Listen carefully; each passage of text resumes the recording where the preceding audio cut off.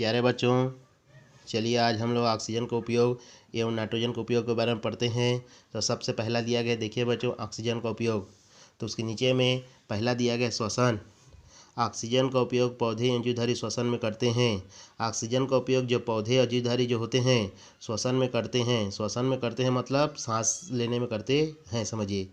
पर्वतारोही अंतरिक्ष यात्री गोताखोर इसे सुविधाजनक सिलेंडरों में भरकर अपने साथ ले जाते हैं।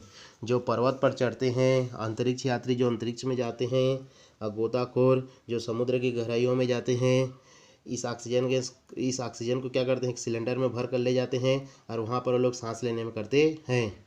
और उसके बाद दिया गया, देखिए बच्चों, अस्पताल में दमे और दिल के मरीज तथा नवजात शिशु जिन्हें श्वसन में कठिनाई होती है के लिए ऑक्सीजन मास्क का उपयोग किया जाता है। जो अस्पताल में जो दिल के मरीज होते हैं और जो नवजात शिशु होते हैं, जब इनको श्वसन में कठिनाई होती है तो ऑक्सीजन मास्क का उपयोग किया जाता है।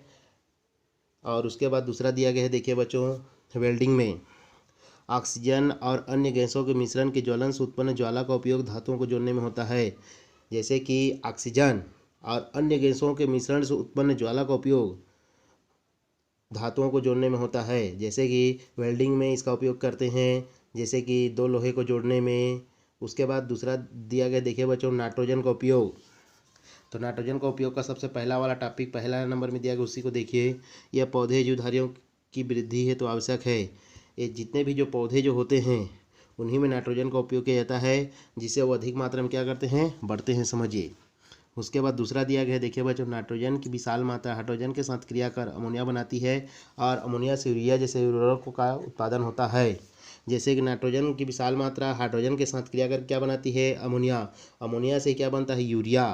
और यूरिया का उपयोग हम लोग जैसे कि कई प्रकार का सब्जी लगाते हैं या धान लगाते हैं, कई प्रकार के फसल लगाते हैं तो यूरिया खाद का उपयोग करते हैं, जिससे पौधा अधिक मात्रा में क्या करने लगता है, वृद्धि करने लगता है, समझिए। उसके बाद तीसरा दिया गया, देखिए बच्चों, निष्क्रिय प्रवृत्ति के कारण विद्युत लैंपों में भरने के लिए इसका उपयोग किया जाता है। निष्क्रिय प्रवृत्ति के कारण विद्युत लैंपों में भरने के लिए इसका उपयोग किया जाता है। उसके बाद चौथा दिया गया, देखिए बच्चों, इसका उपयोग भंडारित भोज्य पदार्थों को तरोताज़ा बनाए रखने के लिए किया जाता है। जैसे कई प्रकार के जो भोज्य पदार्थ होते हैं, जैसे कि आलू चिप्स हुआ और कई प्रकार का जो कई कंपनी के कई प्रकार का चिप्स निकालते हैं, चाहे कुरकुरे ही क्यों ना हो, समझिए। उसमें नाइट्रोजन गैस को भर दिया जाता है, जिससे वो तरोताज़ा रहता है, समझिए। उसके बाद देखिए बच्चों, दिया गया है पैकेट बंद जलपान सामग्री जैसे आलू चिप्स तथा बिना पके और तले भोजन के लिए तैयार खाद्य पदार्थों के पैकेट में यही गैस भरी जाती है। यह भोज्य पदार्थ का हवा की ऑक्सीजन संपर्क नहीं होने देती है।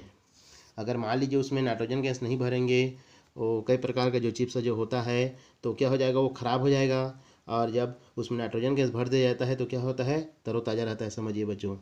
अगले दिन अगला टॉपिक पढ़ेंगे बच्चों। धन्यवाद।